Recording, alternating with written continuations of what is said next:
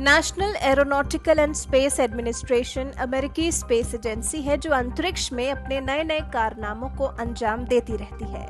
महिलाओं को भी चांद पर भेजने की तैयारी की जा रही है। साल 2024 में उम्मीद की जा रही है कि एक महिला और एक पुरुष को चांद पर भेजा जाएगा, लेकिन उससे पहले चांद पर महिला को होने वाली समस्या को आसान कर दिया गया है। जी हाँ, महिला के लिए अमूमन ये धारणा थी कि वो स्पेस में नहीं जाती, लेकिन कल्पना चावला स्पेस में गई थी और भी कई महिला एस्ट्रोनॉट स्पेस पर गई हैं, जहां उन्हें जिस काम में सबसे ज्यादा परेशानी होती रही है वो है टॉयलेट यूसेज। जी हाँ, टॉयलेट इस्तेमाल करने में महिला एस्ट्रोनॉट्स को खासी परेशानी होती रही है, क्योंकि महिलाओं के लिहाज से स्पेस में टॉयलेट्स डेवलप नहीं किए गए। लेकिन अब नासा ने इस समस्या का समाधान खोज निकाला है और बनाया है 174 करोड़ रुपए का टॉयलेट।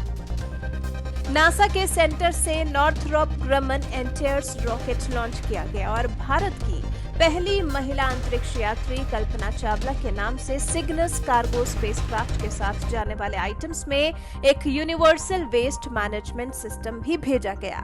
$23 मिलियन यानी कि 174 करोड़ रुपए से ज्यादा के बजट में ये टॉयलेट बनाया गया है, ताकि महिलाओं को स्पेस में आसानी हो सके। और अगर इसके बाद भी महिलाओं को किसी तरह की परेशानी आती है तो फिर नासा इस दिशा में और काम करेगा।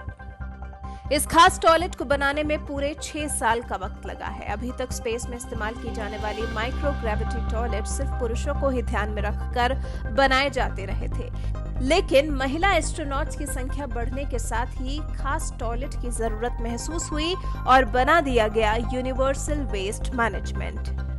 एटमाइस मिशन के तहत एक महिला और एक पुरुष को साल 2024 में चांद पर भेजा जाना है। आईएसएस पर इसका टेस्ट आर्टेमाइस के लिए अहम साबित होगा। इस टॉयलेट में महिलाओं के लिए फनल सक्शन सिस्टम होगा और एस्ट्रोनॉट्स खुद को बेहतर तरीके से इस पर फिट कर सकेंगे। इसके लिए स्पेशल डिजाइन किया गया है। पहले के सिस्टम्स के मुकाबले इसका द्रव्यमान यानी कि मास और आयतन यानी कि वॉल्यूम कम होगा और इसे इस्तेमाल करने में भी आसानी होगी। इसमें यूरिन ट्रीटमेंट की भी सुविधा है, जिससे कि स्पेसक्राफ्ट में रिसाइकलिंग सिस्टम में इस प्रोसेस को किया जा सकेगा। सीट पर बैठते वक्त एस्ट्रोनॉट्स के पैर फंसे रहे, इसके लिए खास टॉयलेट में खास हुक भी लगाए गए हैं।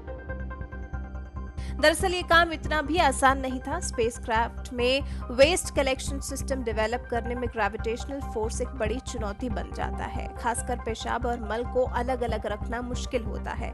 यूरिन का इस्तेमाल तो रिसाइकिल करने के बाद पीने के पानी के लिए कर लिया जाता है, लेकिन मल को एक कंटेनर में ही रखना पड़ता है।